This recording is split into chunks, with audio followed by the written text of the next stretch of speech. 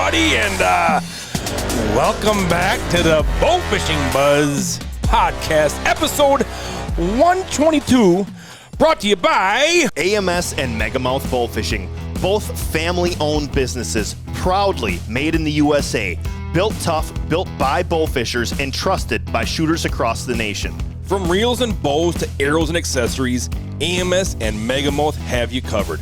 Take the fight to invasive fish with American-made bowfishing muscle. From first shots to big wins, AMS and Megamouth help make memories on the water that last a lifetime. Bowfishing Buzz also sponsored by Efficiency Bowfishing Lights by Outdoor Innovations USA and End Designs Leatherwork and Embroidery. Yes. Both of them fantastic sponsors, Yes. have been for multiple years now. Check them out if you need anything as far as bowfishing lights or any kind of design work.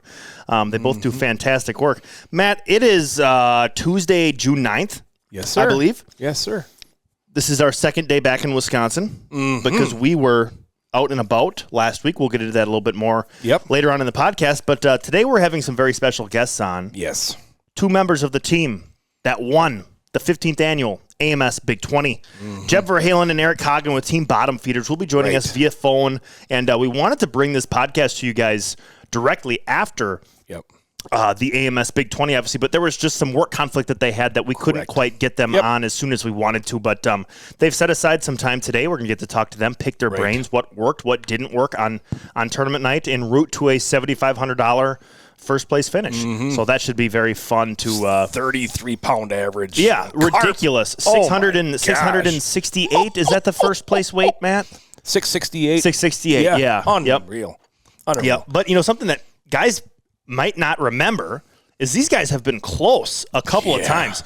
They were a runner-up, second place in 2022, fifth place in 2023, and now finally fourth in they're taking 2024. Home. See, you can see when you're that close to the top that many years in a row, you're doing something right. You just need to have one of those nights. And Jeb brought in the heaviest common carp that's ever been weighed into the tournament, 47 pounds. 47s. It was a ridiculous basketball-looking stomach So fish. looking forward to listening to what they have to say about tournament day, tournament night, scouting. Yeah, absolutely. Pick their brains a little bit. What the night was like with, and how they felt about winning finally, boom, cresting that mountain and winning the AMS Big 20, and we're 2026 Big 20 champs. Yeah. So we'll talk to them a little bit later. We have some things to dive into. Hold on. Oh. Before you move on. Yeah? Raise your hands up. Oh. What is that? I hurt myself. What is that? He's got so everybody that's not won't see the video podcast, you've got like your hand, your middle finger is all wrapped up in a pink bandage. It is. So this is just like my girlfriend's grandma gave it to me last night. It's something that they use for horse hooves to wrap it on there. So you got it works really well. But there's a bunch of bandages on it. Oh. I cut the tip of my finger off. Oh, actually. Not good, Schmitty. Yeah. Not good. Yeah, I was deep in the woods using my big chainsaw. Oh my gosh. And accidentally cut a tip of my finger off, and blood was everywhere. And, but whatever. Oh, I wrapped it and it ripped off a piece of my T-shirt, wrapped it up, and job's got to get done. So onward I went. Now tell everybody the real story. What happened? I was slicing potatoes on something called a mandolin. Okay, it's like a flat top container with a little blade, and I take it as you just slide a potato back really fast. And it makes nice little thin, and it cuts them into little tiny potato chip size. And I did it, and I sliced the. I will have a flat middle finger now. I sliced the rounded portion right off, and the thing of it is, it sliced. It didn't slice into it a little bit or leave it hanging. It cut it clear off. So did anybody get that in their No, in the pile of potatoes was a chunk of my finger, and it looked like they were really. Yes, it looked like they were being covered in ketchup. So I had to dump that out, and I don't get weird with blood ever, but when I was watching it and the way it was bleeding, I started getting. I was like, oh no! The biggest thing is like, why am I sweating so much? I got weird. Really? I got to wrap this up and sit down. I didn't get dizzy. I just got I just remember feeling really sweaty. I had a little bit of a weird feeling.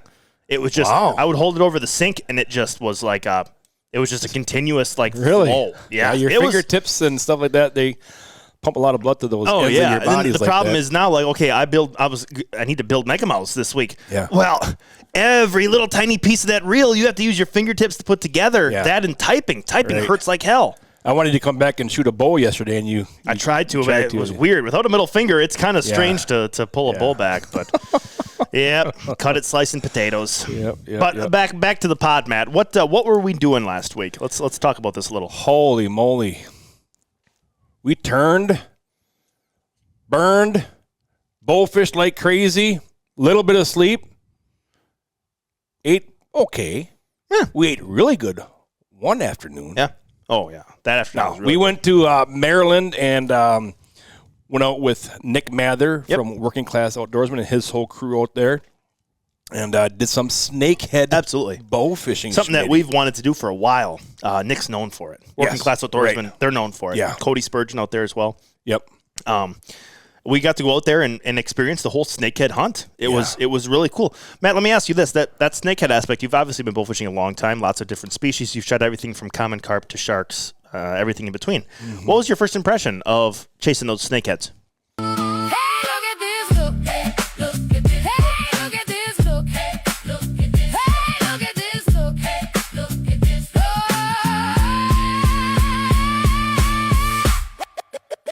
Hey, look at this, look.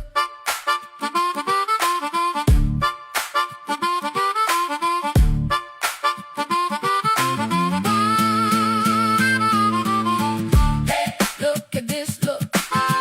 Hey, look at this, look. Hey, look at this, hey, look at this. I was so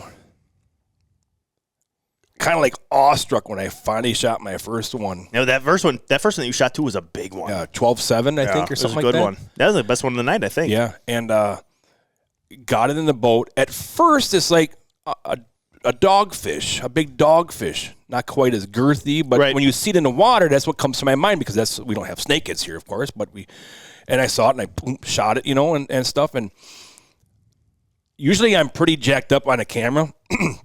I'm pretty talkative and stuff, but I was just admiring the skin. Oh, yeah. On that snakehead. Hence the name snake. I mean, it looks like a python or a boa constrictor. Right. Yeah. The pattern was just phenomenal. Yeah. And the mouth and the tail and everything was just so unique and so cool. And just to been always... Well, I like to add fish to the bucket list and get that a check mark. Yeah. And to get that fish in the boat and get that check mark on a fish that, you got to travel, from where we live here to go get one of those. Yeah. And to get that, I was like I said, I was an awestruck. I usually am really talkative and go crazy in front of the camera, but I was kind of like, wow, I just shot a snakehead. Just out of sheer respect. Yeah. For that I just shot fish. a snakehead. It was cool as heck. And I think, too, like, just for a timeline, today is Tuesday. We flew out. We actually drove to MSP from Wisconsin Sunday night, last week Sunday night, obviously. Yeah. Stayed in a hotel close to the airport. I was fast asleep, got woken up by our door closing or shutting or opening because I thought someone was breaking into the hotel room. Turns out Matt just went to Arby's because he wanted a beef and cheddar. Anyway, we slept in that hotel Sunday night, woke up early Monday morning, flew out to Maryland, and then our first snakeheads we shot were Monday night into Tuesday morning. Right. Yep. Right. Yeah. Mm-hmm. Yeah. Neat experience with the tides and everything, and the water levels out there. In episode 121, we gave a big description of the snakeheads, how they got here, where they live, their environment, their habitats. Chesapeake Chana. Yep. What they're like, some of the crazy things that they can do, breathing air and stuff like that, and protecting their young and all that stuff. And the habitat is just really cool out there. I was a little shocked at the amount of people that are boat fishing out there for snakeheads. Nick was telling us about all these different services out there. There were people at the boat landing. We saw a bunch of different boats as well. I think they're all out there chasing put in while we were there. There was one that was coming off while we were putting in. Yep. One thing, too, one thing we want to talk about is how the different water tides and fish behavior compared to what we're used to dealing with back here. Mm-hmm. One thing that blew my mind is Nick was telling us you're chasing these fish back in these little cuts, all right? Yeah. Nick said they will be in a certain spot, a certain depth of water, and they will be in that area, whether it's high tide or low tide. They might be 3 feet underwater, or their backs are sticking out of the water. They tend to lock into that certain little area, and so that's why we had to constantly have to chase these fish on low tide. High tide, you can't see them. They're in too deep of water, too dirty of water. Mm-hmm. That part to me was crazy to see that. You know, and a lot of times we had one fish that I shot and missed, and that fish swam right up and beached itself in the mud. And then I shot it, missed it again, and then I shot it and missed it again. But then I got it on the next shot. Yeah, but it was crazy for it to just be sitting up there. It was wild to see that. And it wasn't panicking or trying to get back in the water because they can they have a term for that ability to breathe air for an extended period of time. But it was cool. Yeah. It was and very one cool. thing that was giving us a little bit of a struggle was the amount of these small carp. Yes. That were spawning back in those pockets when the water's coming down, so the water's shallow. And there were so many small little carp in there. And like goldfish looking Yeah, fish they were dirtying the water up just awful. There was so many of them in there. And so that made it a little difficult. But then all of a sudden, poof, out of that cloud of dust would come a big old snakehead. Right. It's so cool. I know one of the bigger ones, too. What happened is that Nick's boat, he's running up mud motors on him. Yep. So he's got his joystick, and that boat would push like a wake with mud behind it.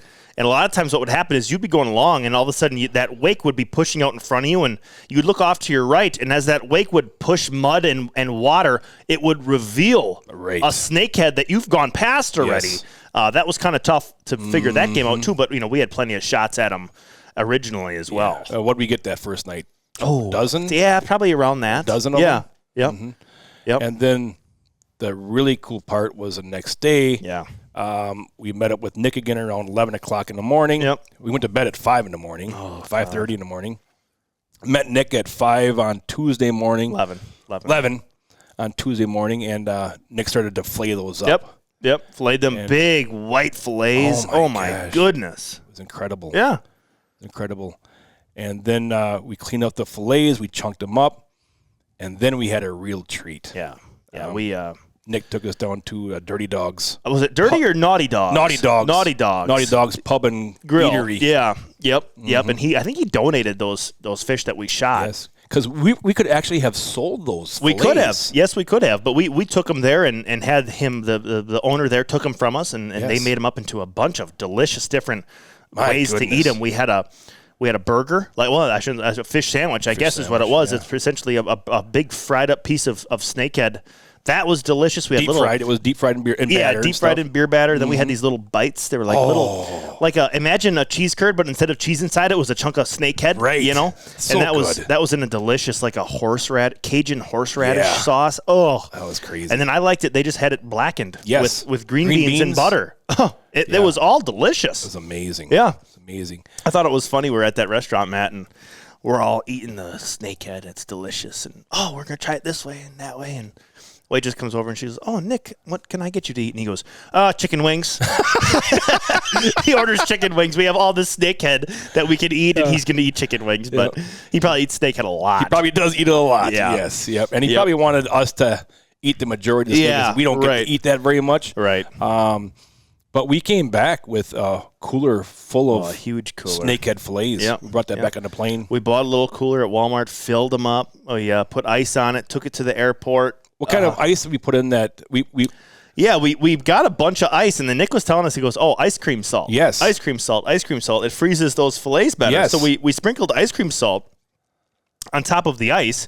We went a layer of ice, bag of fillets, ice cream salt, fillets, ice cream salt, and then we did it in that order. And that ice cream salt, he was claiming that it helps freeze things faster. Yes. And that did seem firm. The bottom two, when I got home and took them out, the bottom two packs were frozen. I had to run them under cold water to get the fillets to separate. Really? Wow. Okay, so that froze up pretty good. We had to put them in a big bag at the airport. And when we got that bag, I was not expecting that at the airport. What? So we get to the Baltimore airport, and we walk in with our bowl cases, our baggage, our camera gear, and everything. A heavy ass cooler. A cooler, and I set the cooler up on the counter there, and she goes, "What's in there?" I says, "There's fillets in there." Yep. And I didn't tape it because I figured we had to open it look up. at it, right? And there was ice in there, and I says, "Do we need to dump the ice out because of liquid? Liquid and flying." That was one thing that we looked it up and said you can have ice, but absolutely zero melted ice or liquid once it goes into TSA, which is a tough thing to do when it's hot out in Maryland. They never, the gals that were checking us in, never once open the cooler, made us open it. I'm sure I was able to put duct tape around it to hold it together so it didn't open up. Yeah. And she went and got a big plastic bag and put labels on it to keep it so it's upright and stuff. And they put it in a big plastic bag in case it did tip over, it wouldn't leak all over the place. And it must have tipped over a little bit because the bag when we got it, when we landed, it was wet. There was it smelled like fish a little bit, but yeah, those fillets were in great shape. Oh yeah, they were awesome. Yeah. Awesome. So we shot. I guess we should walk through this, Matt. We shot snakeheads that first night, Monday night into Tuesday morning. Yes. Went and ate them, delicious. And then Tuesday night we did the same thing. We went out targeting snakeheads. We went into a little bit of a different area, a beautiful area, I must say, just beautiful, beautiful spot. That was a rough night. Night. We were done by 11 midnight. And the reason that was is because the tide was so high. Yep. It was, you couldn't see nothing. Yep. Now you shot right away, boom, you shot a snakehead right away. Within a couple minutes of us grabbing a bow, and we're like, oh yeah, here we go. And it was a good sized one too. Yep. We thought we were ready to rock and roll, and it just kind of, I think I shot 2 or 3 that night, but it was all within the first hour, maybe. I didn't shoot. I should have taken a shot at that one. Oh, that one was and I didn't take a shot. Yeah. And then we tried to go and chase some catfish around a little bit, but the water was it was so high there was nothing around. We saw a flash of one. And that was a big one. Was it? Oh, I see. I didn't see that one. That was a 50 plus. Oh, really? Oh yeah, he was solid. Ugh. Yeah. Okay. Came up for a quick second and went back down, and I flung an arrow and missed. But yeah. Just a rough night. That second night was a rough night because of the tide. Right. The tide just messed it up for us. Yep. You know. Yep. So that was Tuesday night. We were done by midnight probably. Oh. Also, on the first night, you shot a tagged. Oh yes. snakehead. Yeah. We should talk about that. I shot a snakehead that had a tag in it. Yeah, a yellow tag. It had a phone number in it. So we had to call that, and we had to give dimension. Well, actually, no. I'm trying to think. What did we do? Marty tried to call that number and didn't get an answer. So right. I'm not sure what he did tell me. Actually, let me. He did message me back on that, Derek. Let me just find it right here. So, he messaged me. He goes, I just got the phone with these snake tagging people. I recorded it all on GoPro so he could send it to us. Oh, sweet. Very nice. The snakehead Derek got was tagged in Dundee Creek in June of 2025, 1 year ago. And it was 18.5 inches at the time. So it grew 4.5 inches. Wow, that's a lot in a year. That's a lot in a year. Mm-hmm. They did not record a weight of it when they tagged it. But the funny thing about that, Derek, that I had no idea about was that had a yellow tag in it. So that fish, if you shot it and called it in, you received $10. Yep. I believe if you would have shot a blue tag. A blue tag, yeah, that's worth like $200. $200. Yep. Holy cow. That's pretty cool. Yeah, and I think we shot another. I don't know if we. Or no, I saw a post from Nick. They shot 3 tags in one night. Oh my gosh! Recently, since we've left, I think. But yeah, that was kind of cool to see that tagged aspect. Yes. And give them a call with everything. So that was cool too. Yeah. Mm-hmm. And then Wednesday morning we got up and we went back to Nick's place there, and we flayed up the rest of the fish there. Yep. And then, like I said, we put them in the coolers and prepared them to take home with us. And then we took a 2-hour drive. We were about shooting our snake as we were about an hour north of the Baltimore area.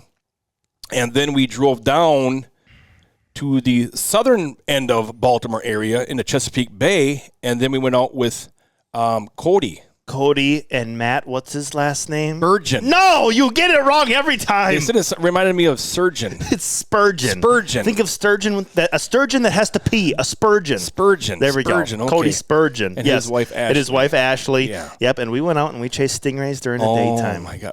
You want to talk about a beautiful spot that was too, huh? Oh, you're right. In beautiful Chesapeake Bay, like the water was aqua oh, it was green. so clear, and the beautiful buildings and the boats and the yachts and the landing was beautiful. It was so cool. And we got into the stingrays. Well, I've shot stingrays before. This was your first ever stingray experience. I've never shot one. How was that for you? Well, I'll walk you through a little bit of like my mindset of it, because as we're going out, I'm like, okay, well, I've bowfished for lots of different things in the past, but nothing to me is really comparable to shooting stingrays. I don't know. It's a whole different ballgame. And so we're driving along, and you're like, here, Derek, take a bow. I'll film. We'll usually flip flop filming and shooting. And you're like, here, take the bow. We'll go. You go first. You haven't shot one. Okay. Get up to the front of the boat. Get ready to rock and roll. And we're driving around. We're not seeing much. Yep. And then Cody goes, all right up here. There's going to be some. So I'm like ready to rock and roll. And I'm like, I have no idea what to expect. I mean, you can just think of like, well, if I see a stingray, I'm going to shoot it, you know? Yeah. That first one that I shot at, my first one, and I missed it. I saw just the wingtip of it, and it was right below me. When you see videos of stingrays, a lot of times I've thought to myself, well, that can't be that hard to hit. Yeah. Look at how big that thing is. But we were in somewhat dirty water. They were down. Cody was telling us those stingrays are eating crabs and things on the bottom, and then that's what makes the water dirty. So whenever we're driving along and we see a patch of dirty water, that was kind of a good indication that there might be some rays sitting there. And then you got to pick out where they are in that dirty water. The second time that we got into a dirty water area, I managed to shoot one, and it was so fun. That was so cool. The power that those things have is insane. I shot that first one with a retriever, and then did the hand over hand as far as bringing that fish in. Hooliganed in a retriever pro, I think was what I was shooting on that one. Was it a TNT? Yeah. And it was great. It was awesome. Then we flipped to you. You shot one. And then the third time when it was my turn, I'm like, you know what? I want to fight this one with the megamouth. Right. Completely just with the megamouth to see what happens. And play with the drag on it and all that stuff. Play with the drag. We're shooting a Megarex with the megamouth reel, 200-pound line.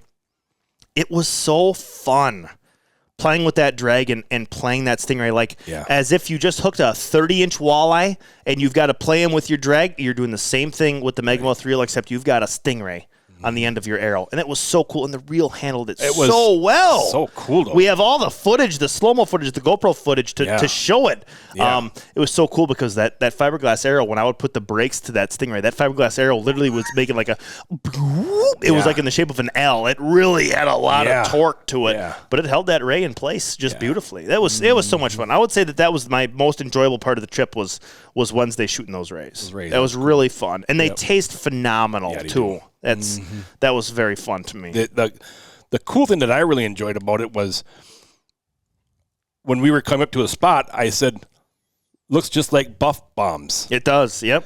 Because when we are down on Kentucky Lake, going along the shorelines and stuff, you'll see a cloud of dirt coming up from the bottom, and it'll create a dirt cloud. And you can always tell that there's been a buff sucking up those rocks and spinning them out and creating disturbance down there, creating that little dust bomb right there. Yep. Same as the stingrays. Same thing. You could literally look across 80 yards away and go, there's stingrays over there. Yeah. You could see that dirty water.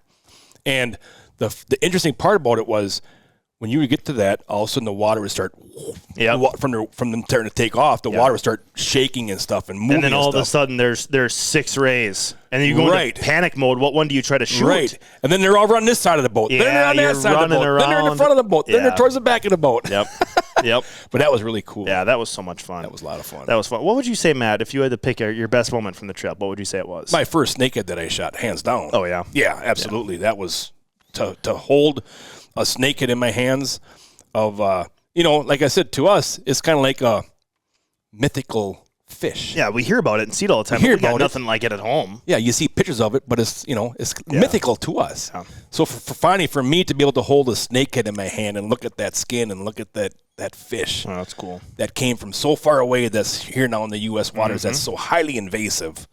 For me to hold that fish I like that. Yeah, that was cool. That's awesome. That's very cool. Very cool. And Nick's whole crew out there was awesome. Marty, great guys. Henry, Garrett, great guys. Mm-hmm. Cody, obviously, Ashley. It was a really cool, fun trip. I had a really good time on that. Yeah. One thing that we didn't talk about, Derek, was remember we talked about Julie and I going over on Memorial Day and shooting. Shooting fish and stuff like that. There. Yes, you've had some good shooting here in Wisconsin. So I went back again after that on a Friday all by myself. Oh, my goodness. Yeah, you hit the honey hole there.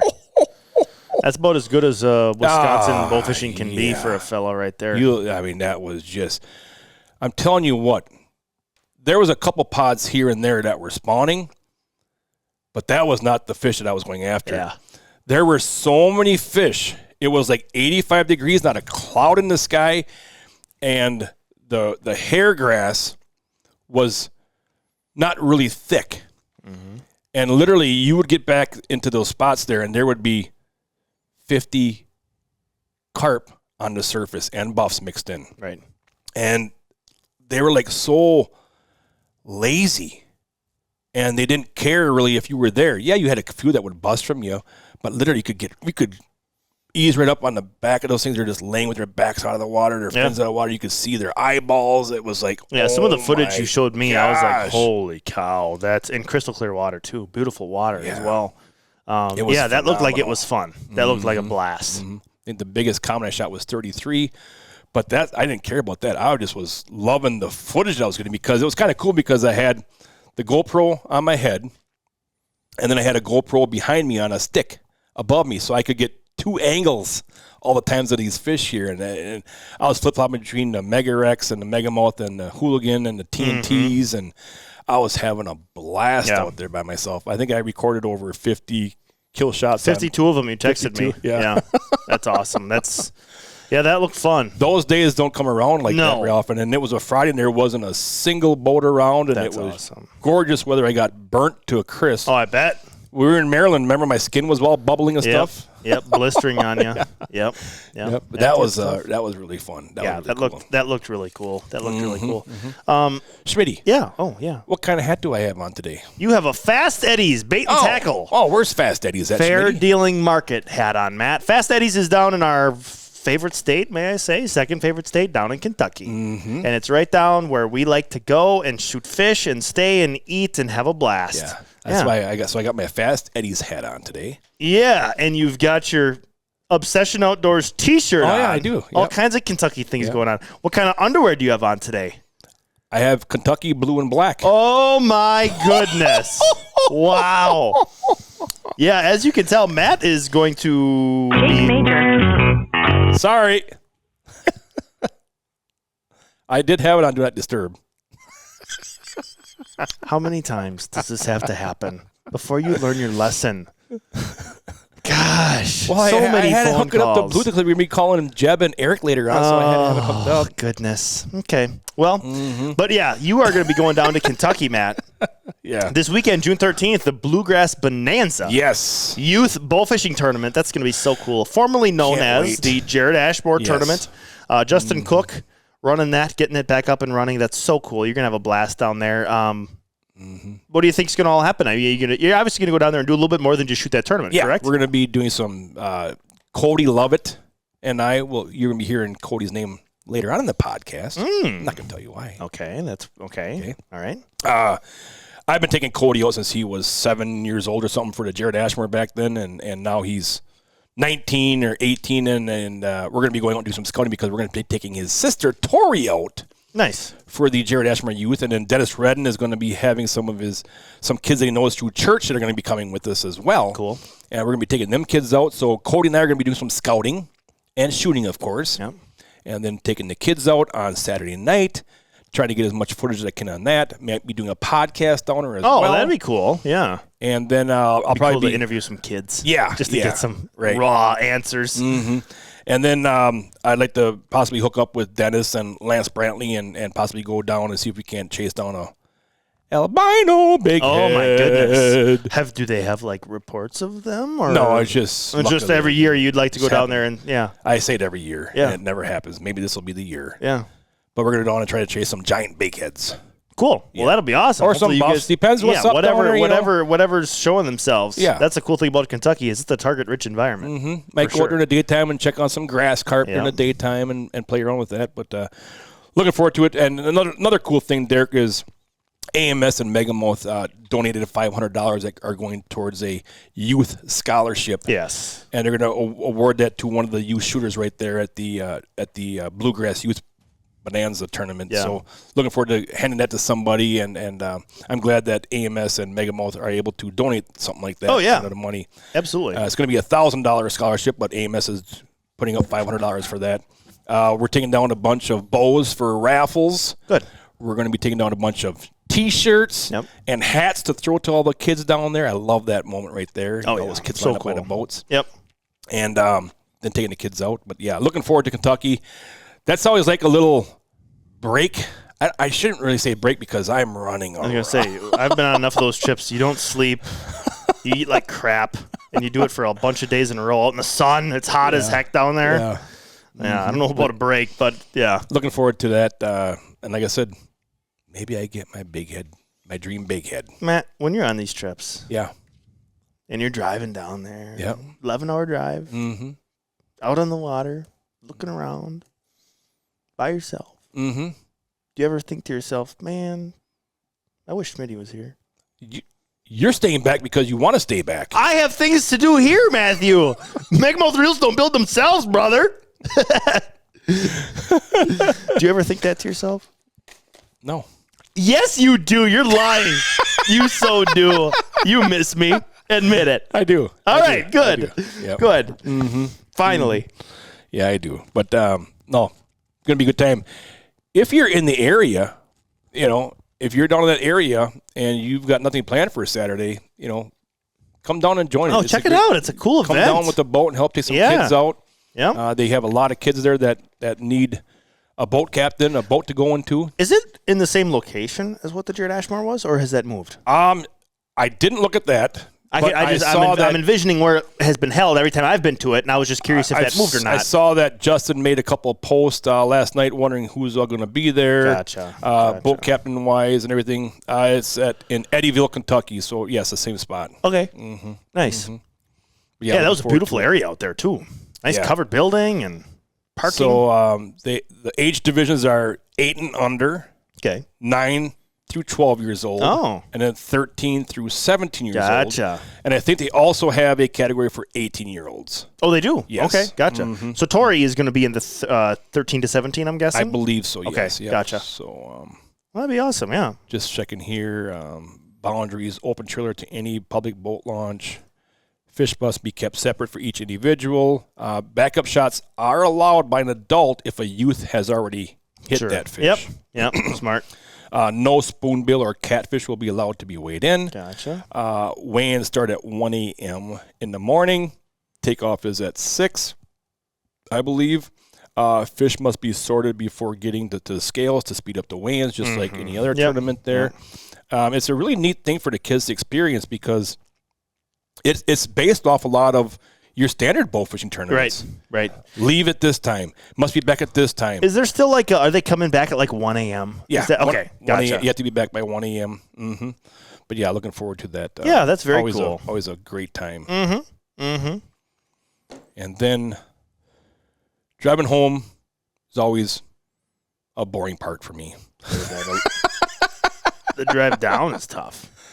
I was going to leave Wednesday night after work to drive halfway, but they're calling for some freaky ass weather. Yes, tornadic activity, which we don't get a lot of that here in Wisconsin. No. They're talking for possible tornadoes that could be turned serious because these tornadoes could last a long time. Which here in Wisconsin, right?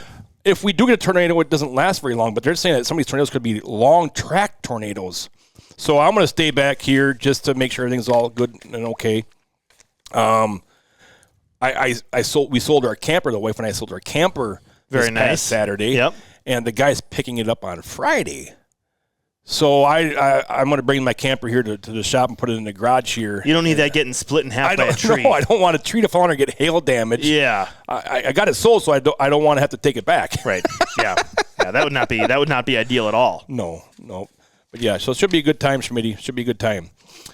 Well, I think we're going to go to a commercial break, Schmitty. Okay. And then after that, the 2026 AMS Big 20 champions, Team Bottom Feeders, Jeb Verhalen and Eric Coggon will be joining us. Cool. We'll give them a call. Mm-hmm.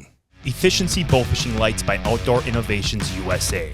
A color tone adjustable and dimmable light with a unique patented reflector design that puts more light where you need it. Efficiency Bowfishing Lights offer 3 different models: the 65-watt single-color economy light, the 65-watt Efficiency V2 tri-color dimmable light for maximum efficiency and versatility, and the 130-watt Efficiency Maximus, designed to be an all-out beast of a bowfishing light. Efficiency, designed and built by bowfishermen for bowfishermen. Check them out at OutdoorInnovationsUSA.com. Are you looking to elevate your bowfishing brand with stunning design solutions? Look no further than N Designs. Their team of talented designers is dedicated to bringing your vision to life. Whether it's t-shirts, hats, leather products, eye-catching logos, to captivating boat wraps, they have you covered. Plus, with their commitment to excellence and attention to detail, you can trust that your project is in good hands. Don't settle for ordinary. Choose End Designs for extraordinary results. Visit their website today and let's bring your ideas to life. End Designs, where creativity meets excellence. Welcome back, everybody. Episode 122 of the Bowfishing Buzz. We teased it earlier. We have some very special guests joining us right now. We've got both of them merged in on a call. I am talking about the winners of the 2026 AMS Big 20. Yes. Joining us now, we have Jeb Verhalen and Eric Coggon with Team Bottom Feeders. Right. They had a fantastic weekend a couple of weeks ago here. Guys, how are you doing? Thank you so much for joining us. Doing well. I think I finally recovered and got enough sleep. Well, that's good. That's good. Yep, that's very important. Yep. Eric, I would like you to tell the listeners here who the other two teammates are on Team Bottom Feeders, because we cannot leave those guys out. They're part of the team. They're a huge contribution to what you guys did that night. So list the guys that are on Team Bottom Feeders here. Well, Todd Bukowski's been shooting with Jeb and I for 20 years. Wow. And every, well, probably longer than 20, but every AMS we've shot, it's been Jeb, Todd, and I. That's cool. That's awesome. When we took third back in 16, it was the three of us. And probably the key decision that helped us win this year was making a phone call Thursday night and asking Daniel Johnson to come shoot with us and use his boat, because I had boat issues all year. Oh. And that was a key decision I think Jeb and I made Thursday night to try to get a boat that would actually be something that would help us win. Wow. 2 days before the that's tournament. crazy. Yeah. I finished my little fun shooting scouting boat on Tuesday, had its maiden voyage. Wednesday couldn't scout. Thursday went and looked. Eric's boat was still having some mechanical issues, and it just, hey, what do you think? Should we call him? He's got his boat ready. I'm like, yeah, we probably should. Wow. Wow, yeah. That's crunch time right there, fellas. It is. Way to pull that off. And by the way, if you're gonna make that call on Thursday night before AMS, it's good to have a guy that has a boat that had already won AMS. Oh, wow. That's Very true. important. That is true. Yeah. Yeah, that absolutely. boat has won it once before. Nice. That boat nice. won it. That boat won it in 2016 when we took third with a different owner. Oh, my Wow, gosh. that's very interesting. Wow, that goes back. That boat is a 10 years ago. special Wow. vessel right there. Yeah. How cool is that? How cool is that? Well, before you move into the questions about the tournament and all that good stuff, give us a little background on each of you guys. Jeb, and Eric, both of you have been bow fishing for many, many years here in Wisconsin. You guys are part of the Wisconsin Bowfishing Association. Jeb, you were the Bowfishing Association of Wisconsin's president a couple years back. Just give us, the listeners, a little background on each one of you guys. Jeb, you can go ahead and start it out. Man, yeah, I've been bow fishing obviously off the shore and stuff like that as a kid for years. Eric and I have been friends since high school, and this nighttime bow fishing thing was kind of a new thing to us. Matt Harris, who was part of the Bowfishing Association, kind of one of the original, I guess, very few original members. I bumped into him in a tournament at Dick Smith's out in Delafield, a day shoot. And he's like, "Hey, you want to go out night shoot?" And I'm like, "Never done it. Sounds like fun. Let's go." We went to Mud and Chub, and he's shooting at fish that I swear to God weren't there. I'm like, "What are you shooting at?" And it's just that golden glow, different shape, different color in that water. And I'm like, "Oh man!" And from that moment, I was hooked. And Eric and I started shooting. We started shooting out of a 16-foot low crappie catcher that we threw a deck on, and shooting local waters that were open during that temporary kind of trial period back when Governor Doyle was in office and all that stuff. And we just we got involved in the club and shot a couple tournaments, and it just we got addicted to it. I mean, I tell everybody that goes out for the first time, like, when you close your eyes and go to sleep tonight, you're going to see fish in your dreams. You got that right. Yes, that happens a lot. Yep. No sheep. It's fishies. Counting carp. Yeah. Yep. Yep, counting carp. Well, Eric, go ahead and give our listeners a little bit of background on yourself, Eric.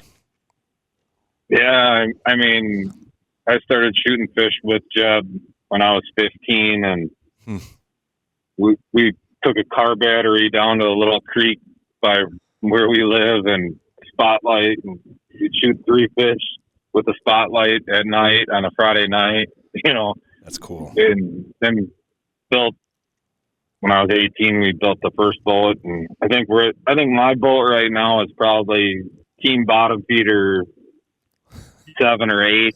And Yeah, it's right up there. Yeah. and that all started because one of the older guys that took us fishing when we were teenagers, he had a boat that he called the bottom feeder because it eventually figured it was going to sink. Oh, that's funny. And when we started boat fishing tournaments, the name just stuck. Yeah, that's awesome. I like that you keep the name for a long time. Yep. And I'm not going to lie, guys.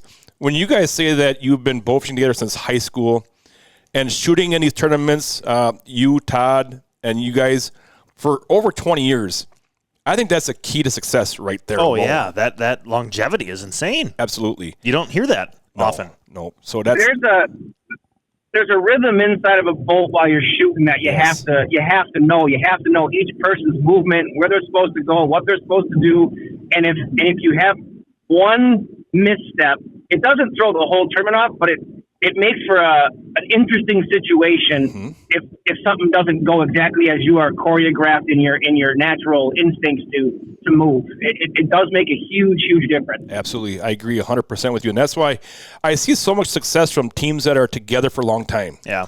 Not only you get that rhythm, you know where everybody's supposed to be in the boat, but you're not giving up spots. You're not trading teams. You're not getting from one team and joining another team and having other shooters join you.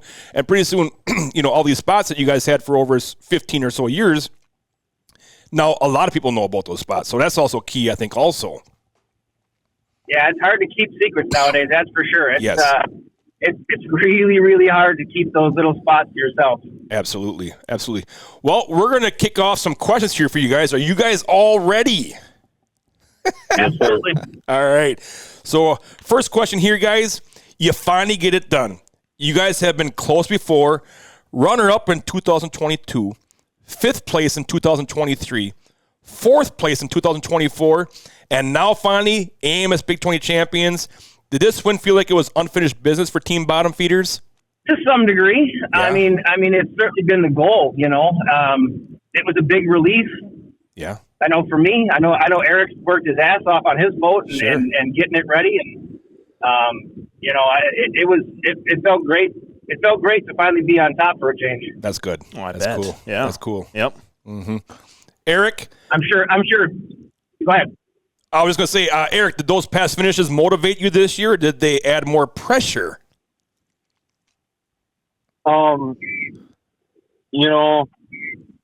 Pressure, no. I think this year was probably the most relaxed we ever were about it. Nice. Bringing in Daniel and not scouting incredibly hard for 6 days in a row like I usually do, because I was just working on a motor the whole entire time trying to get a boat to run.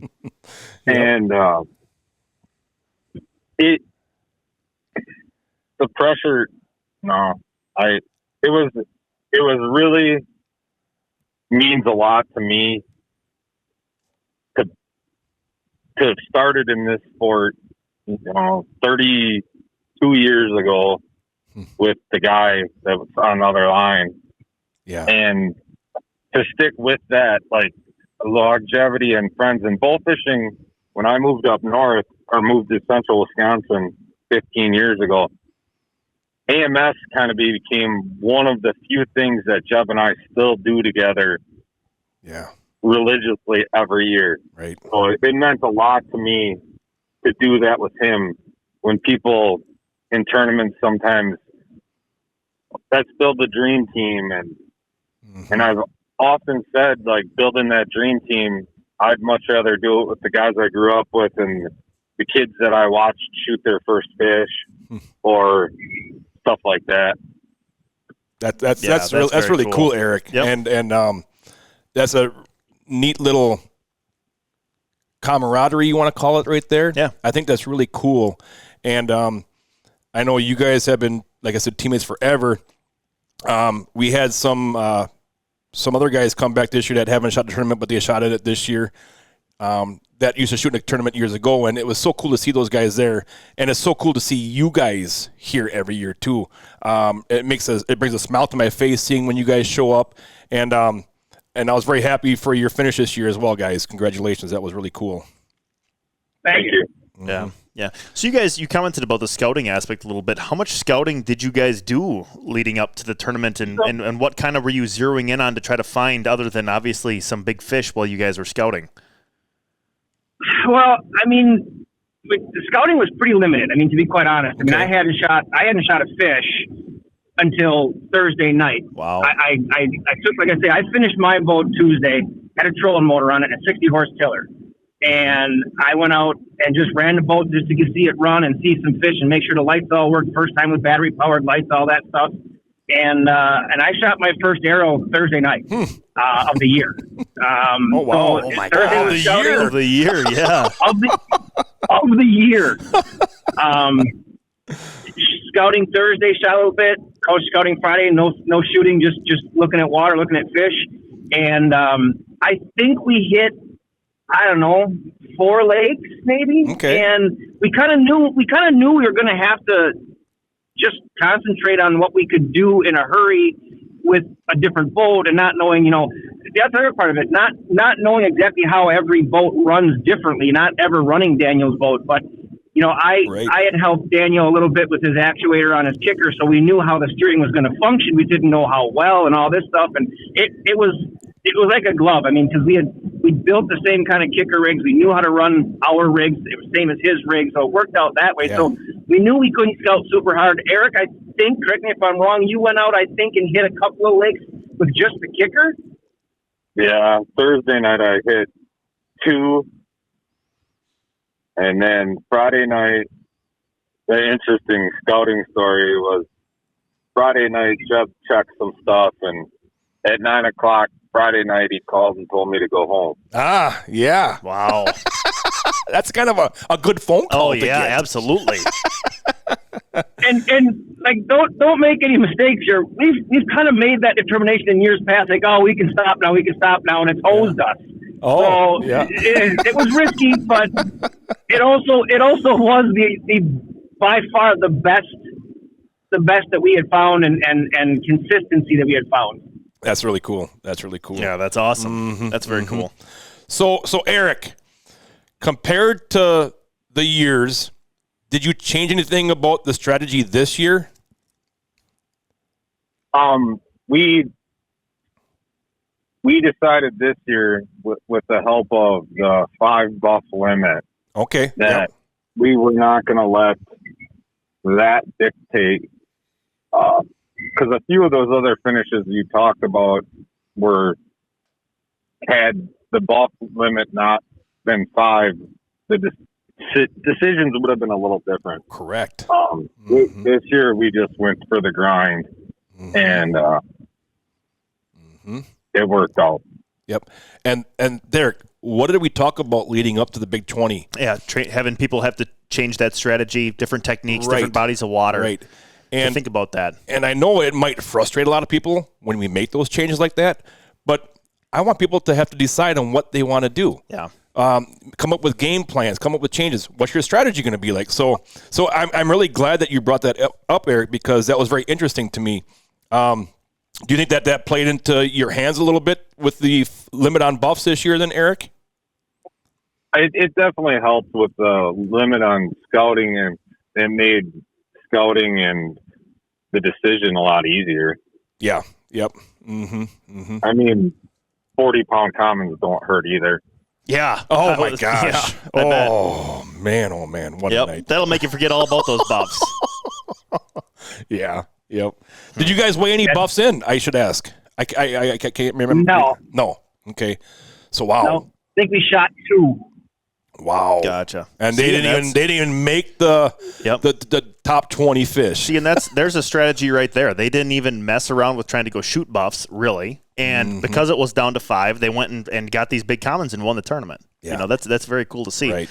You know, when takeoff happened, guys, based off of what you guys said you found when you were scouting, were you confident when you were leaving that your first spot was going to be kind of a home run, or did you have to bounce around throughout the night to find those big 20 fish?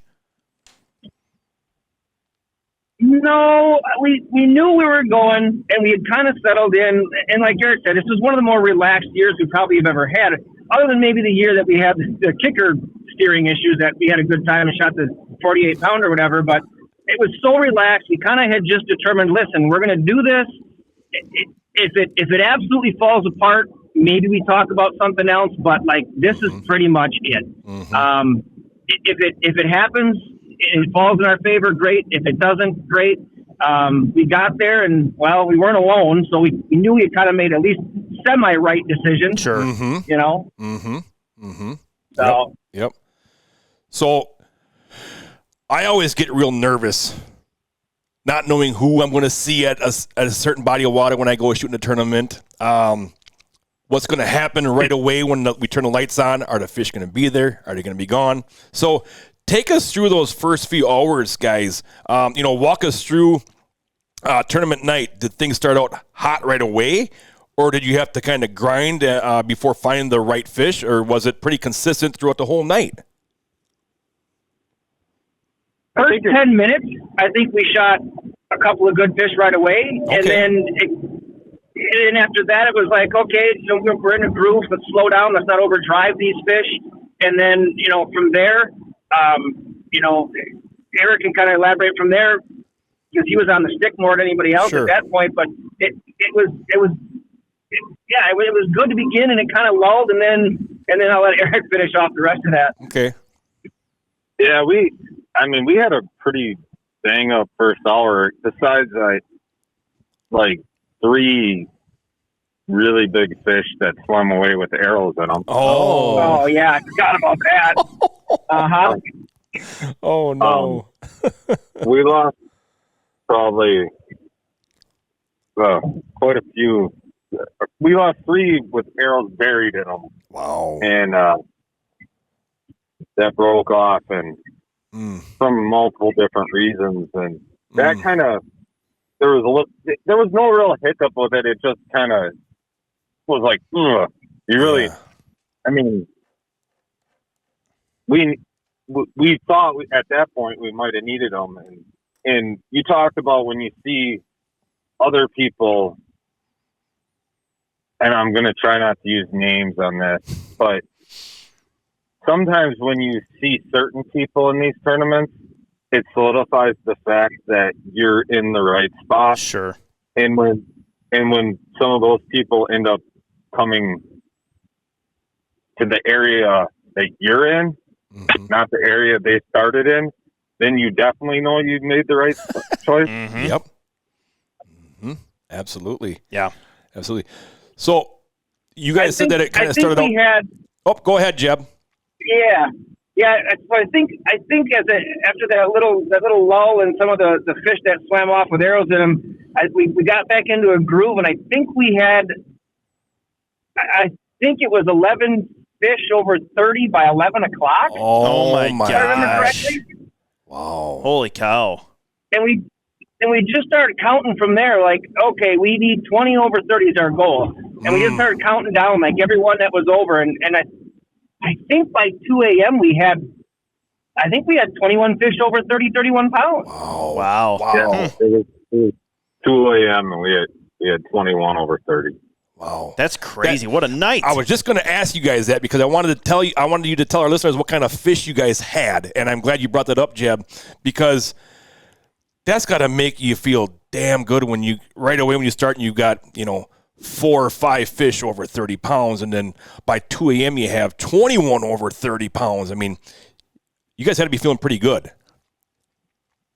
it's not very often that you break a 30-pound average in 20 fish, and that's been our goal for a couple of years. We've talked about that's the goal, but usually what wins it is somewhere in that 27, 28, maybe 29. So like, if we can shoot for that 30 and we can fall slightly short and still be in that 29, we'll be okay. Wow. That's cool but stuff. that's been the goal for years. We've talked about that. Very nice. And so to finally do it, yeah. At some point in the night, I think we talked about, like, man, if we take, like, 13th place and don't finish anywhere near the top and we still shot the best fish we ever shot in a tournament in our life, like, so be it. This was awesome. Right. Yeah, that's cool. Yep. That's cool. Yep. So you talked about the size of the fish that you guys were getting into was pretty good right away. Then it had a little bit of a lull. What was the toughest part of the night for Team Bottom Feeders? Was it fish movement, dirty water, water conditions, boat traffic? What kept you guys good and focused to finish this off strong? Go ahead, Eric. I think just the grind. Like, we knew we had good fish the whole time. Mm-hmm. And the only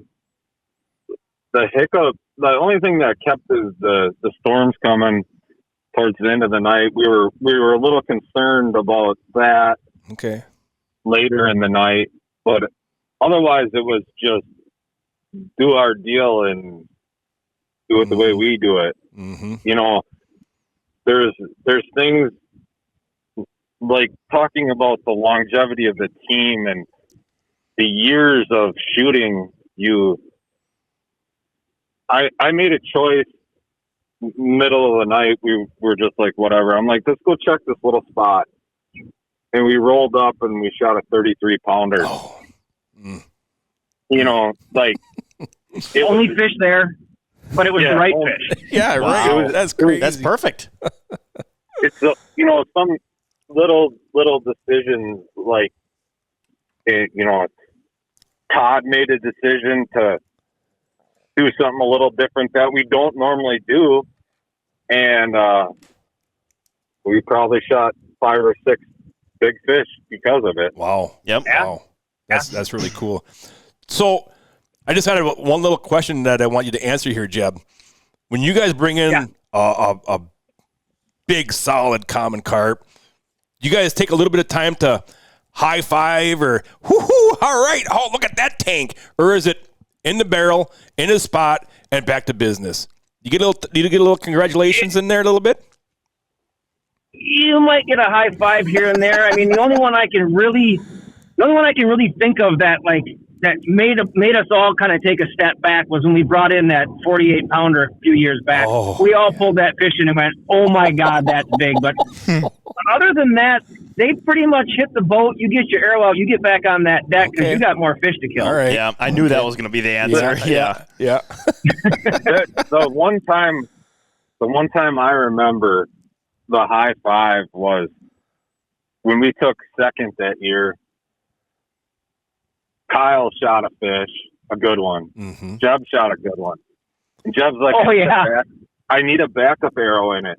And I looked, and about 3 feet away from Jeb's 30-pound fish is a fish that's bigger. Oh. And I'm like, no. So I shoot the third one. We got 3 on. Oh. And Todd was like in the bottom of the boat taking a fish off. I don't know. Todd gets on the deck and he's like, "What do I do?" I'm like, I got mine pinned. I'm like, shoot one of these. So we had 3 fish that were right at 30 pounds. And when we finally got all 3 of them in the boat, we all sat down for a second and well, that just changed the night. Wow. Because that was the time. That was the time that we went that was the moment. Nice. Yeah. Nice. 90 pounds in 30 seconds. Oh, That's yeah. crazy. Yeah. Yeah. That'll jump you up a few spots right there. How cool is that? That's very cool. Yep. So let myself, Matt, and everyone listening jump into your guys' head Saturday night into Sunday morning. Was there a certain fish or a certain stretch of water or a moment during tournament night that even in the back of your heads, just a little whisper that made you guys think, you know what, we could win this thing? We've been in bridesmaids so many times that we're all kind of reluctant to be overly overly excited or overly anticipative about it, because we've come in with what we thought were good, and somebody's gotten that one or two fish that got us. And I mean, I was really happy with what we had to bring to the scales, regardless. Like I say, somebody at some point said that, hey, if we shot the best poundage of fish we ever shot in a tournament for 20 fish and we don't place, like, so be it. Hats off to whoever does it, because this is pretty incredible to beat. Right. Nothing like stood out to me that I went, yeah, I think we got it. Okay. I mean, I never 100% believe that. Gotcha. Yep. Because I will say, shooting here in Wisconsin, you never know what other teams are going to come in with. Yeah. And you hate to get your hopes up like that and then have them crash. And if you've done that in the past, then you know better to never do that again, because it's not a good feeling, thinking you got it won and you don't win it. Right. But you always need 3 more fish. Yes. Whether you're shooting numbers or you're shooting Big 20, you always need 3 more fish. We've lost to 3 and less fish so many times. Right. 3 more fish. And I think we said that to each other at least a dozen times on the water. Mm-hmm. Because, the competition here in Wisconsin is mighty, mighty tough. There's some darn good teams out here. They come in with some big fish. Oh, yeah.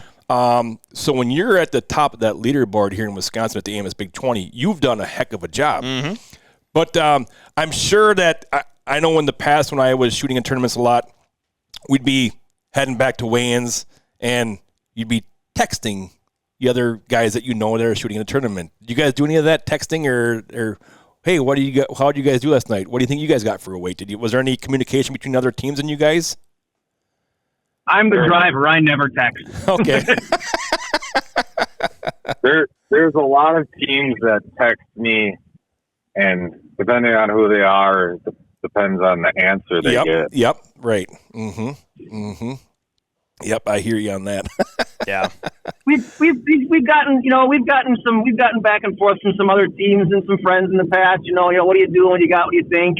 But yeah, it's always that, just trying to gauge what you got to where everybody else thinks they have, and that's kind of a fun part of the morning too. Just Absolutely. Hey, it's wrapped up. We're done. We're going to weigh in. Where do you think you're going to fall? Yep. Exactly.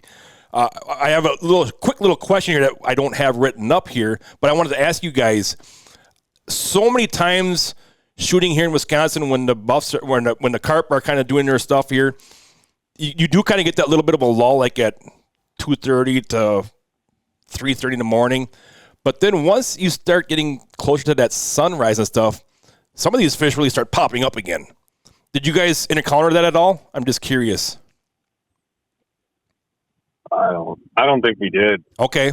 I don't think so either. It was pretty consistent until that storm blew through. We were going to try and get, a couple more kicker fish, hopefully, after that storm. And and we put her back. We got off because of the lightning and put back on. And we're like, yeah, man, there's not really anything here now. Like, that storm blew them out. Like, Let's take our time back to the launches, get this thing on the trailer. Let's not rush this and cut it too close. Let's get back. We got a pretty heavy trailer, so. Gotcha. Because so many times you hear of teams that are shooting a tournament, and they'll get like their last 10 fish in the last hour and a half are good fish, and I was just curious if that happened to you guys or not. Mm-hmm.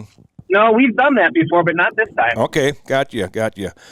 So after being close in the past, what's going through your minds at weigh-in? You're in the lines, you're waiting. When you knew you had a good pile of fish, but still had to wait to see what everyone else brought in, what's kind of going through you guys? You're in the line, you're watching the weigh-ins. I don't know if you're watching the weights that some of these teams were bringing in. I don't know if you're watching that at all. But what's going through you guys' heads there as you're waiting, Eric? Well, you're walking around a little bit, and you're talking to people, and people are saying what they think they have, and you're looking at their fish, and like, we had our fish covered up, but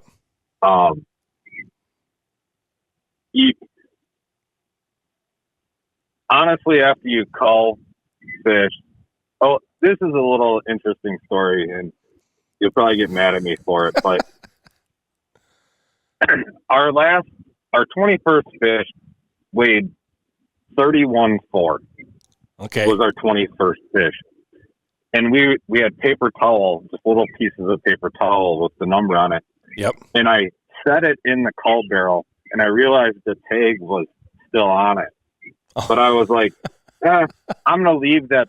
Paper towel is biodegradable anyways. I'm going to leave that tag on there. I want to see how long when I'm walking around at the weigh-in to see someone talk about someone called the 31-4. Yeah, That's funny. There's a 31-4 sitting in there for everybody to start talking about. That's brilliant. And it literally took like 7 minutes before I heard somebody go, I wonder which one of these boats had the 31-4 that they called out. That's funny. That's good stuff. I didn't even know that. That's a great story. I had no idea you did that. That's awesome. That's funny. That is funny.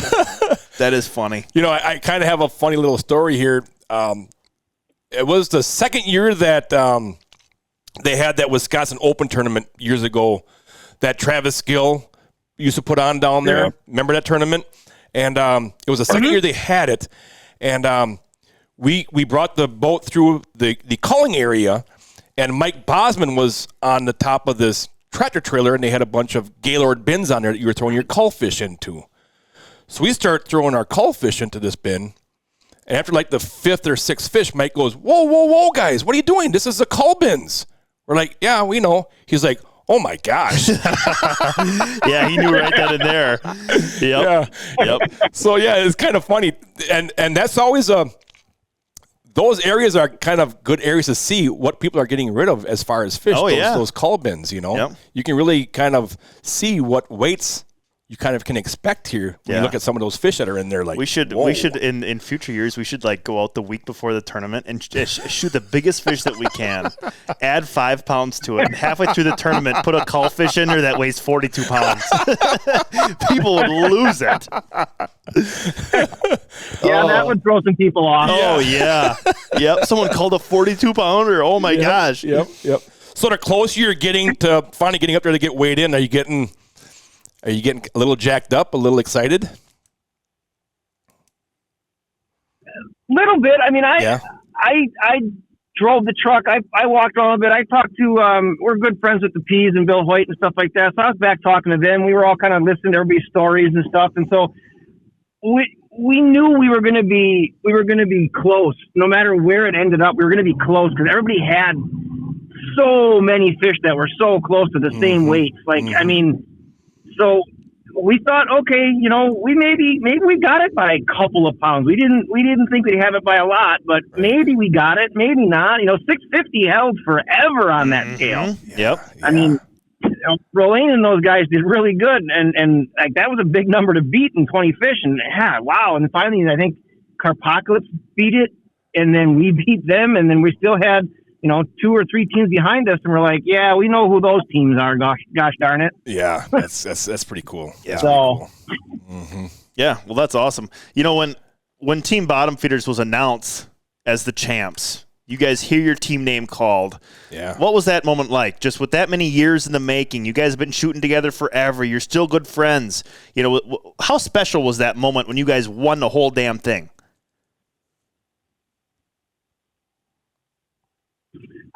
I won't lie, I choked up a little. Oh, Yeah. that's awesome. Yep. That's cool. I mean, you just, like you said, 20 plus years. I mean, we've missed one of these tournaments. We missed the very first one that came to Wisconsin. We've shown every one since. I mean, it's grind is overused sometimes, but it's a grind. Yeah. And to finally come out on top and all the work pay off. I mean, I know that I got a double high five from Josh Pease, and I know Eric was right there with us. We're all smiling. I mean, there's been plenty of times that we come in there and we're just like dragging tail, and we didn't cull a fish because we had a bad night. We weighed in a 3-pound. Done that before too. Yep. Right. So Yep. yeah, it was a great feeling for me. I can't talk for Eric or Todd or anybody else, but I mean, I was elated. That's awesome. How That's did you very feel, cool. Eric? Finally getting to hold the AMS Big 20 check and the plaques first place. How do you feel, Eric? It felt like a long time coming, to be honest with you. Yeah. Like we've been close. For me, a little story about the weigh-in. Like right when I didn't know that there was still those last 3 boats. And I walked in to just check the monitor inside, and it was pretty quiet in there, and no one was really saying much. Mm-hmm. And I think the P's weighed, and Casey Lee heard the weight. Yeah. And he is a pretty boisterous, pretty outgoing guy. And he yelled across the inside of the room and came and gave me a hug. And he's like, "You just won it." Huh. And I got a little broke up with that because unfortunately one of his teammates, my nephew, wasn't there. And that would have probably been JT. That would have been the one that would have said that. Mm-hmm. But it was cool. An accomplishment for me. It's been a goal for a long time. Right. That's really cool, Eric Yeah, and Jeb. absolutely. That's really cool. Yep. You know, your total weight was 668.20 pounds out of 20 common carp. That's an average of 33.41 pounds. Massive. I mean, that's one thing that I love to brag on is the size of fish that Wisconsin has, the tough competition that Wisconsin has. I'll put our boys up against anybody. Absolutely. And hey, we got good teams from out of state that show up for this Absolutely. too. Absolutely. We do. Minnesota, Iowa, Michigan, the Dakotas. There's some tough competition here. And I always tell everybody, man, when you win the AMS Big 20, you did a hell of a job. Yeah. Yep. And, it's so cool to hear you guys' story. I love how you guys have been shooting together for years and all that stuff. That's great. And I can't show my emotions very much when I'm down there listing off the contestants, but I was very happy for you guys. I know you have put in a lot of time competing in these tournaments. Like I said, I love seeing you guys here. That means a lot to us also that you guys keep coming back for tournaments. But yeah, for you guys to win that, I mean, a 33-pound average on common carp is crazy. And like I said, the competition is not slacking up here. Absolutely not. No. So that was awesome. I'm glad you guys did such a great job. Any advice for other teams, you guys? For teams that are trying to win the AMS Big 20, or they've never really shot in bigger tournaments. Do you guys have any advice for them? It took us this long to get to this point. I'm not sure our advice is real worthy. Yeah, but you guys are always one of the top teams that everybody kind of watches as well. You guys, You're guys on the radar known every for year. Big fish. I mean, heck, Jeb, you shot the biggest common carp that's ever been weighed in here at AMS Big 20 at 48 pounds. I mean, 47 point something. It was huge. But I think the biggest thing is for teams to try it out, because there's so many relationships that start at a bowfishing tournament, friendships that start at bowfishing tournaments, learning stuff at bowfishing tournaments, seeing other boats. I think that's all stuff that's great to see at tournaments, and I love the friendly atmosphere at tournaments and stuff like that. So it's pretty cool. You got anything for that, Eric? I think my advice, I kind of touched on it before, but success in life is often surrounded by who you have success with. Mm-hmm. And there's plenty of options to shoot tournaments with tons of different people and different teams. And, Todd and I went and shot the state championship alone last weekend. Yep. And we had a really bad night, and it ended with Todd going head first off the boat in 10 feet of water. Oh my gosh. But so that solidified our not good finish at the state championship. But That's the first, by the way. We talked about that. I think that is the first time in all the years we've ever been in a boat fishing, a tournament or for fun, that anybody has ever gone for a swim off of our boat. Wow. That's the second. No, that's the second. George walked off with a 30-pound buff last year, right off the trolling motor opening. All right, I wasn't there for that one. Wow, that's funny. That's good. Mm-hmm. That's good. So you guys. But go ahead. but just doing, like finding your people and sticking with them. Yeah, absolutely. Yeah, and that's a big part because you certainly can. I've shot with other people before. I shot the Worlds with Joe and Josh Pease, and we shot well together. We think we took third, or I think we took fourth in big fish, and I've become friends with Pease because of Wisconsin bowfishing tournaments and stuff like that. I mean, there's no doubt the camaraderie and the friendships and the things you learn and tips and tricks on boats, like you said. But the comfort level in a boat, like I said earlier, the choreographicness of that whole, what happens when you shoot a fish, that's huge. I think our backup shots were the best they've probably ever been this year. That's key. And that's a big thing. Yes. I mean, we really, I don't know. We just, because we weren't so stressed about a game plan. We're here, we're staying here, we're not going anywhere. Let's just make everything we do here count. Right. I think that just settled us all down a little bit because I don't think we missed a whole lot of, maybe a handful of backup shots total. That's key right there. It is. That's key. Yep. You know how quick that can happen. Yeah. You shoot, you miss a fish, and boom, the fish tears off, and then there it's it's gone. And the pressure's on. Tournament night, big fish in front of you. Your buddy wants you to get it in the boat. We'll put another shot into it. It's a high pressure situation Absolutely. too. Mm-hmm. I always call, like what you're talking about there, Jeb, with how everybody moves in the boat and stuff during the tournament, the teammates and stuff. It's kind of like bowfishing poetry. It is. It's a pretty little scene that nobody really thinks about. No. But it makes a huge difference. Yep.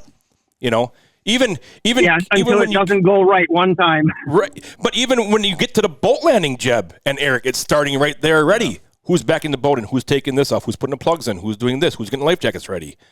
Who's parking the truck? Yep. That all plays into a big role of everything. Yep. Mm-hmm. Mm-hmm. You got a driver in the truck. You got a driver in the boat. And hopefully, you got more than one driver. And in our case, all four of us could drive it. Yep. You got guys that kind of just fall into not a designated role, but a role. You got a logistics guy. You got a guy who knows the times. You got all that thing, and it can't fall on one person because you can't do it all. Right. Yeah. Yep. Yep. Mm-hmm. It'd be exhausting. Exactly. It'd be exhausting. But I got one more question for you guys. And you guys know we ask the hard-hitting questions. Everybody listening to this is probably wanting to know the answer to this question. Mm-hmm. I know we get asked this question all the time. But Team Bottom Feeders, what is their snack of choice and drink of choice on tournament night?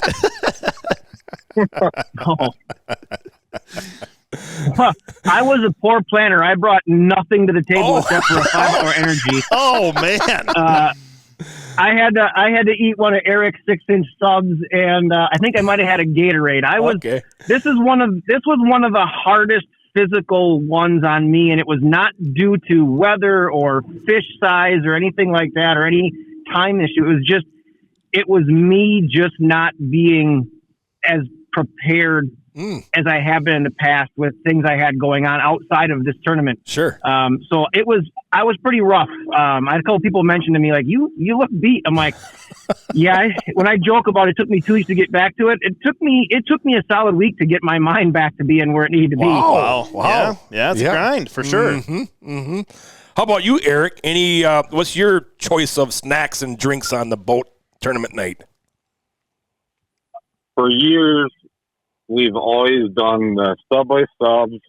Get them separately wrapped so you could do a midway through the night, or if you're changing lakes, grab a sub, and generally we usually try to take a 5-minute at some point. But like this year, we were in fish pretty solid, so I think Todd and I took a break for a second, and Daniel and Jeb took a break for a second, separate of us. We didn't all sit down. Gotcha. But we all have our own thing. I mean, I had a few rock stars, and yep. There's some 5-hour energies in the bottom of the boat always.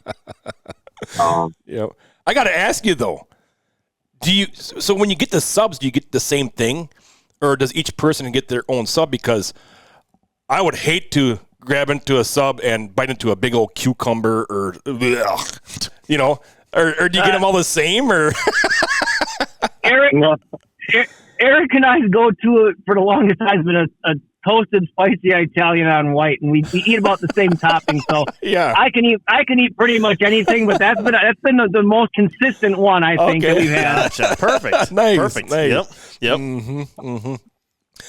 Well, I mean, we fellas, did the chicken sandwiches and the cheeseburgers from McDonald's for a couple of years, but they just didn't quite hit the spot. Yeah, they get a little weird after they've been sitting in a cooler for a while. Yep, I hear you. Well, Jeb and Eric, we're going to let you guys get back to work. I know you guys took your time off here for your lunch break to join us here on the Bowfishing Buzz podcast. Thank you guys so much for taking the time to join us. And once again, congratulations to Team Bottom Feeders on your first place finish this year. Hats off. You guys did a heck of a job out there. 668.20 pounds in 20 carp, 33-pound average. That's incredible. Congratulations, guys. Jeb and Eric with Team Bottom Feeders. And we can't leave out your Todd and who was the other gentleman on your boat? Daniel Johnson. Daniel Johnson. Congratulations, guys. You got any other lasting words that you want to get out there?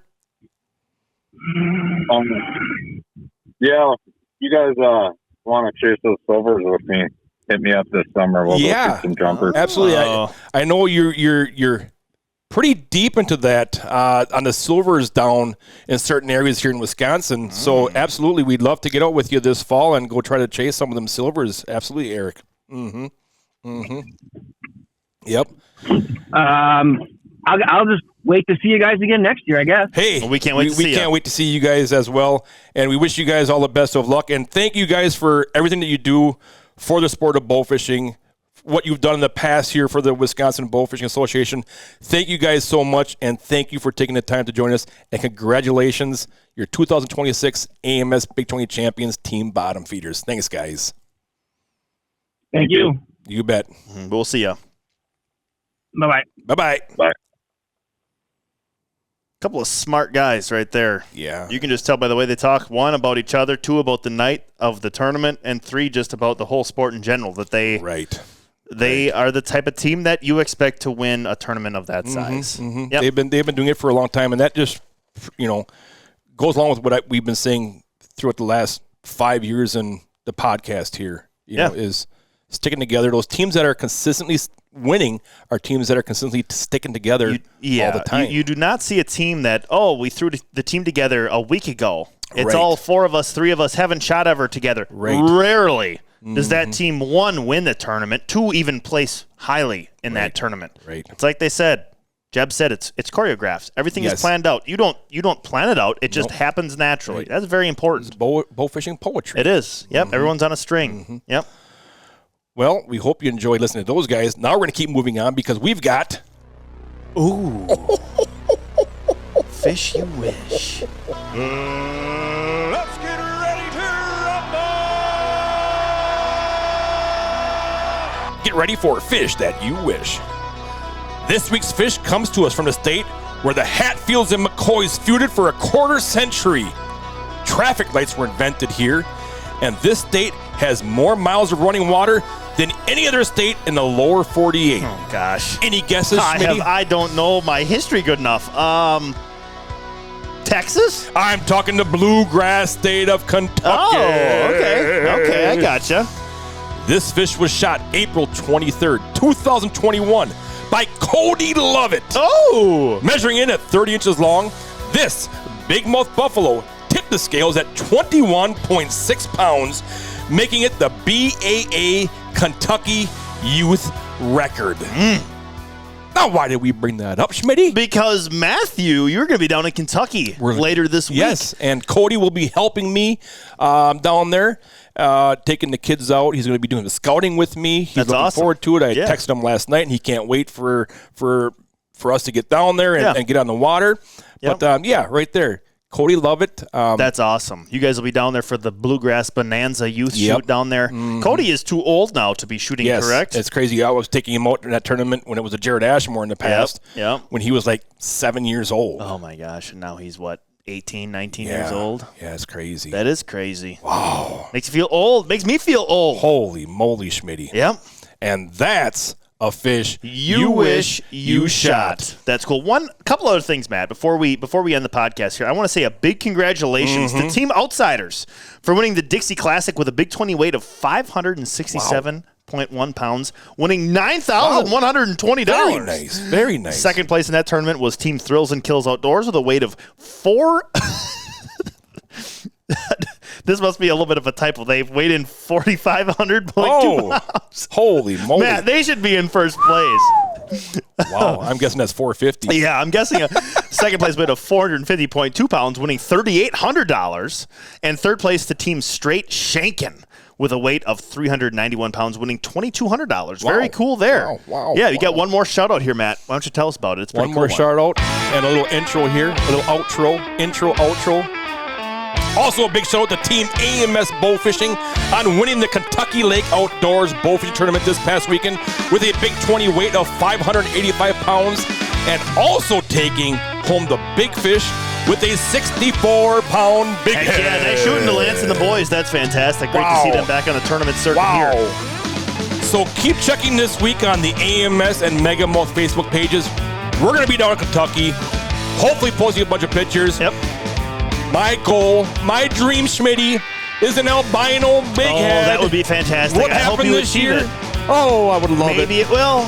Maybe. We're going to be taking out Tori Lovett in the youth. Cody's sister. Yep. We got a couple other kids from Dennis's church that we're taking out. Looking so forward to it. Awesome. Going to be doing some scouting down there. So from all of us here at AMS Bowfishing and Megamouth Bowfishing as well, we wish you all the best of luck. And remember, aim low, think big. Thanks for listening, guys.